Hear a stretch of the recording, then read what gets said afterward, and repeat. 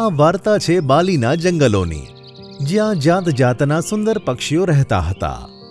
ત્યાં જ એક ચટોરી ચકલી રહેતી હતી. ચટોરી ચકલી કેરી ખાવાની ખૂબ જ શોખીન હતી. નાની ચકલી, કેરી ખાવાનું બહુ જ મન કરી રહ્યું છે. આસપાસના બધા જ જંગલોમાં કેરી ખતમ થઈ ગઈ છે. ચાલ ક્યાંક દૂરના જંગલમાં જઈને જોઈએ, શું ખબર ત્યાં કેરી હોય. અરે ચટોરી, તે તો અત્યારે જ 10 કેરીઓ ખાધી. હજુ કેટલી કેરીઓ ખાઈશ? હું નથી આવતી તારી સાથે. મારી મમ્મીને ખબર પડી તો તે તો મને મારી જ નાખશે. અરે કંઈ નહીં થાય, તું મારી સાથે ચાલ, હું તારી મમ્મી સાથે વાત કરી લઈશ. એમ પણ આપણે રાત થતા પહેલા તો આવી જઈશું અને આપણે બંને ત્યાં બહુ મજા કરીશું. અને તું પણ તારું મનપસંદ ફળ ખાઈ લેજે.